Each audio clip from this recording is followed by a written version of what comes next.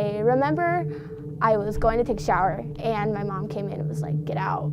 She grabbed my backpack and threw it out the door, and she kicked me out and pushed me out the door and locked the door. At that point, I felt nothing. Like, I wasn't sure where to turn, where to go. It's hard to imagine Bethany Taylor's life. She had just started her freshman year of high school when her mother, addicted to drugs, kicked her out. But her story isn't necessarily unique. She's one of the hundreds of kids in School District 2 who are considered homeless.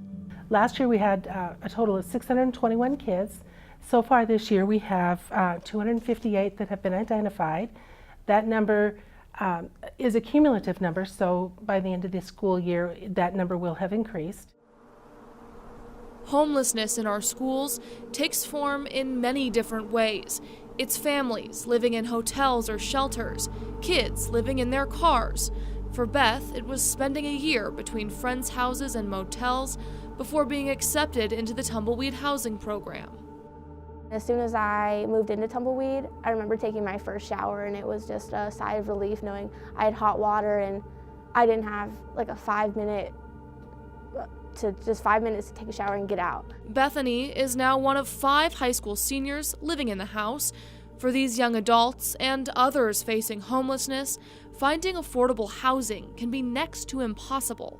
One of the things that I think we've noticed across all of our programs is the lack of affordable housing and the ability to get housing if you don't have a rental history, if you don't have a credit history, the ability to even get into a house. Tumbleweed partners with School District 2 to help these students navigate a life much different than that of their peers. Some of them have never ever had anybody say, "I believe in you and I know you can do this." It may take a while, but that's okay because it'll get there. And so some of them have never ever heard that and don't believe it at all.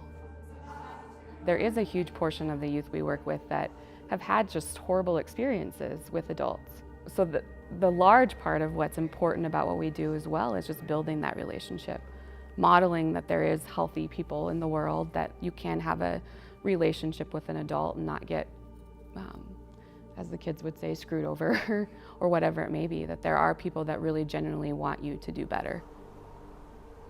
There are Tumbleweed counselors at all of the high schools, as well as programs to accommodate the students' specific needs. A lot of times kids think the short term because I need money so that I can get a place of my own, whereas long term, it's a longer term commitment to get your high school diploma and work towards that. So we kind of have to balance that with the kids and say, yes, we know you have to work. Can we work around your schedule a little bit? Is there something we can do to help you with that?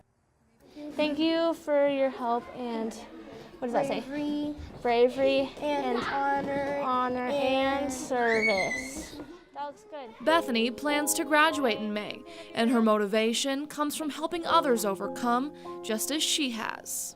The Boys and Girls Club has been my anchor through my whole entire life. Okay, are you done with yours?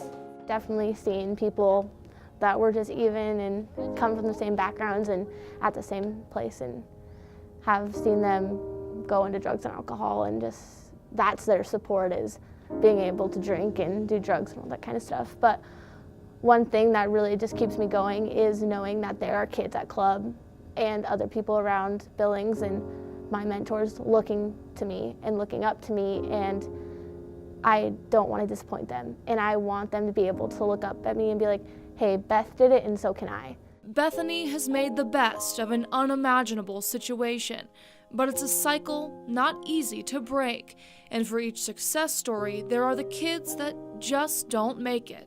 When a kid comes and really needs a lot of help and then we never see him again, I don't know if hopeless is the right word, but it gets worrisome. Like, I wonder what happened to that kid.